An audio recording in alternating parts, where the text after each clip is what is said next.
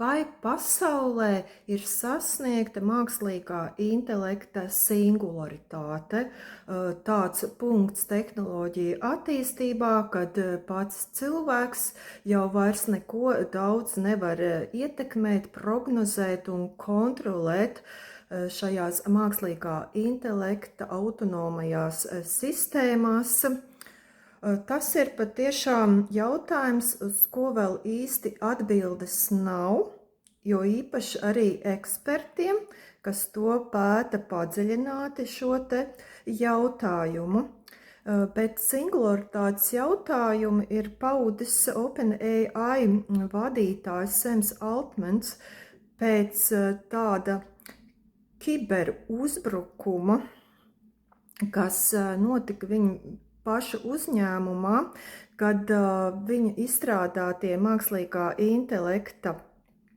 aģenti uzbruka citām sistēmām reālā interneta vidē, ielauzās un izlauzās no OpenAI testēšanas, tā kā smilšu kastes, kur tiem bija dot uzdevumi,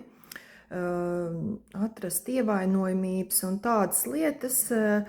bet tādā slēgtā vidē. Bet beigās, kas notika? Protams, parastais cilvēks, kas nav kibernozieguma eksperts, programmētājs, inženieris un mākslīgā intelekta sistēma attīstītājs, grūti jau tad ir izprast, kas tur īsti notika, bet vienkāršiem vārdiem sakot, tas OpenAI mākslīgā intelekta aģents, kas tika testēts, kam tika dots cilvēka uzdevums,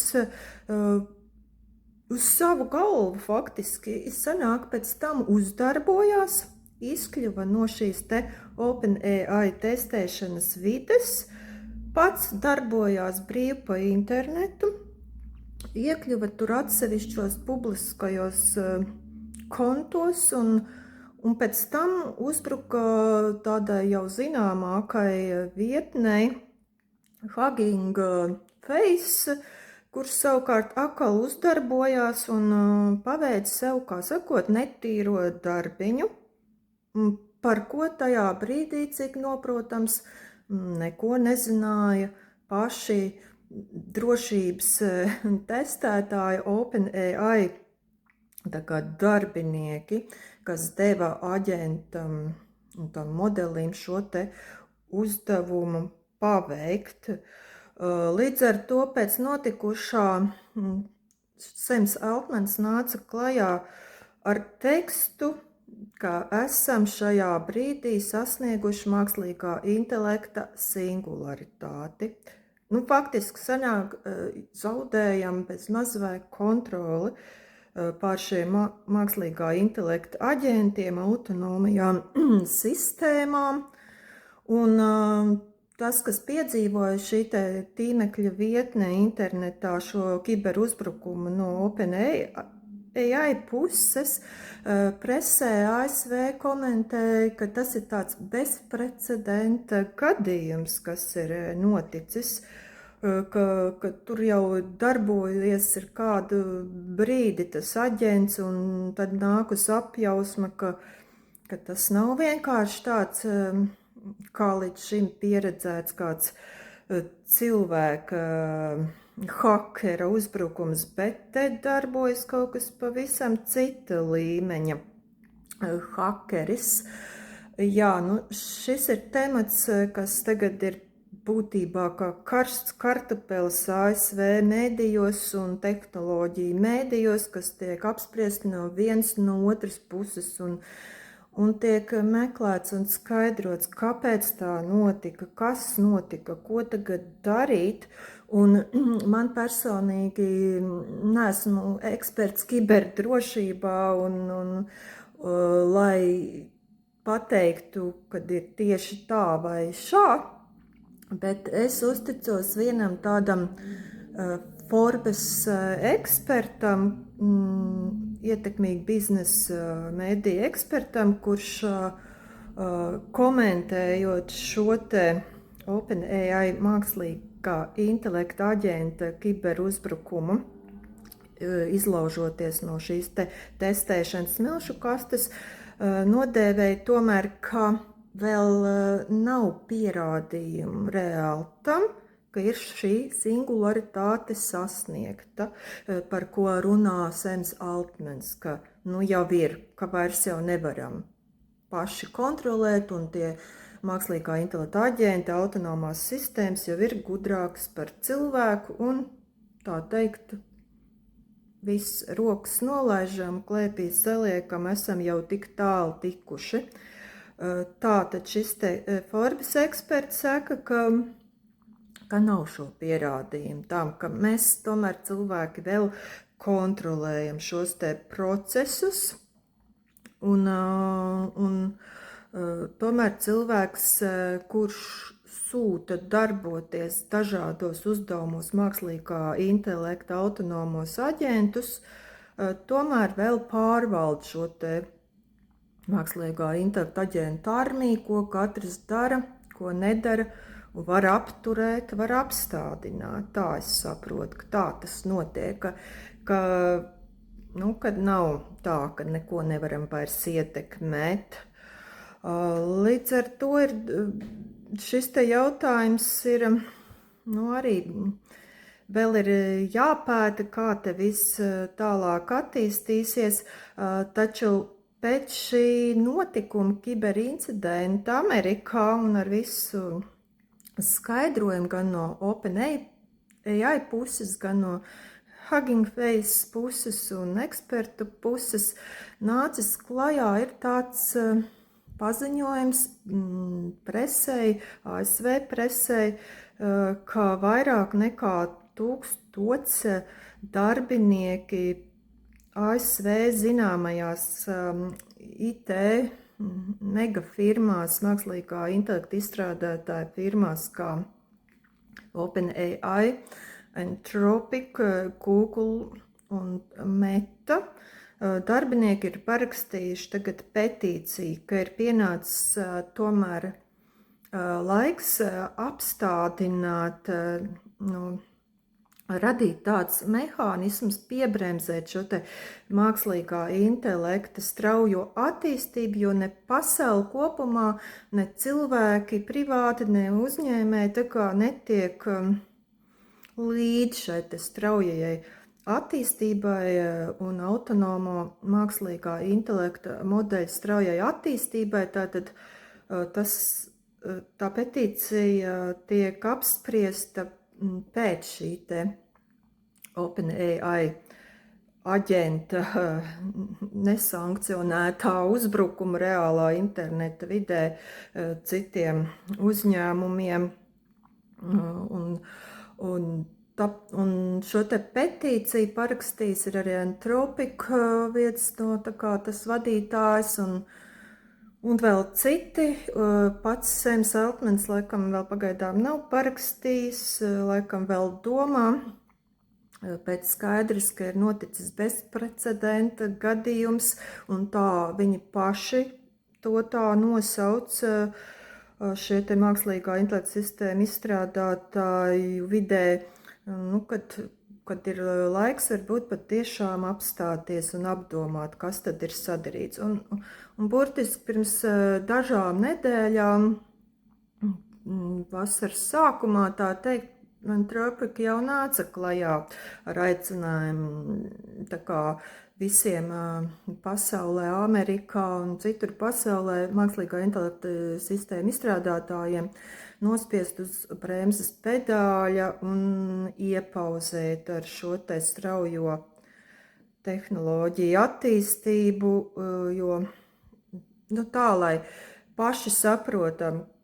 kas ir sadarīts un kurp tālāk ejam. Un ir skaidrs, ja nekas netiks darīts, ir vai nav sasniegta tā singularitāte, kas parastam cilvēkam no tā, vai ne? Tas ir svarīgi, tiem izstrādātājiem, tie saprot, kas notiek, bet parastie cilvēki pasaulē, kas dara citas savas lietas un uzdevumus un citās sfērās darbojas, kāda starpība par to singularitāti, bet tomēr ir jādomā, jo krāpnieki, hakeri ir malu malās, un arī tāpat Latvijā šogad jūnijā Latvijas uzņēmums Latvijas valsts meža piedzīvoja šo te cilvēka kiberuzbrukumu sistēmām, datorsistēmām, un bija liela jēzga un skandāls un jautājuma risināšana, kā atkal to visu sistēmas atjaunot un tā tālāk. Tātad runa ir par to, ka tagad ir jārēķinās gan iedzīvotājiem, gan uzņēmumiem Latvijā, arī tāpatās kā visā Amerikā un citur pasaulē, ka nu jau var uzbrukt gan bankas kontiem, gan valsts pašvaldības sistēmām, uzņēmumu IT sistēmām, var uzbrukt mākslīgā intelekta aģents un pat aģentu grupa. Nu, un darboties, un ko tad darīs. Tāpēc varbūt ir patiešām pēdējais laiks stiprināt šo te drošības, kiberdrošības kapacitāti, un jo īpaši valsts pašvaldību uzņēmumos un ļoti nozīmīgos privātu uzņēmumos, kapitāla sabiedrībās, akciju sabiedrībās, un katram individuāli padomāt, ko dara ar saviem datiem, kur publisko, un tāpatās atcerēties, ka nekad mākslīgā intelekta rīkos kā ChatGPT vai Google Gemini, Perplexity, Grok, Mistral un Cloud, Anthropic un citos neievadīt savus sensitīvos privātos datus, neievadīt uzņēmumu sensitīvos konfidenciālos datus, ja vien, teiksim, uzņēmumu ietvaros nav noteikts kā citādāk, kādas datus izmantot, ievadīt, jo tas nav nekāds joks, vairāk sākumā patiešām mēs te trenējāmies kā ar tiem rīkiem darboties, bet tagad mēs Amerikā, kur izstrādā patiesi šīs te pasaulē galvenās mākslīgā intelekta sistēmas un rīkus, mēs redzam, ka notiek šādi drošības incidenti, mākslīgā intelekta aģentu kiberuzbrukumi, kuri ir tik izmanīgi, ka spēj, un pat viltīgi, un spēj izkļūt no testēšanas vidas, gluži kā no kaut kādas arī laboratorijas, kur kaut kādas zāles varbūt gatavo, ja, un izsprukt, vai arī kā no zoodāra lauva izsprūk vai lācis, un tad metās vidē apkārt un uzbrūk, un aizstāvs varbūt pret kaut ko it kā, un cenšas kaut kā darboties, un tad izpild šo te uzdevumu, nemaz vairs neņemot vērā cilvēka, programmētāja, inženiera, to te patiesībā doto uzdevumu, tā kā nepārkāpt sarkanās līnijas, un beigās, ja jau spēj tā izlausties no testa vides OpenAI uzņēmumā, kas ir viens no galvenajiem līdzās Anthropic un Microsoft un Meta, Facebook, visiem šiem līdzās, un izsprūk no šīs te tā kā drošās testēšanas vidas, un beigās tas ļoti ietekmē visu pasauli un tā tālāk. Tā kā mākslīgais intelekts patiešām ir attīstījies, bet vai sasniegt tā singularitāti, ka vairs neko nevaram kontrolēt, cerams, ka vēl tik tālu nav, un bremzes tiks kaut kādā veidā nospiestas, lai šīs te autonomās mākslīgā intelekta sistēmas tomēr kaut kā ierobežot un lai tas nenodara kaitējumu pasaulē cilvēkiem.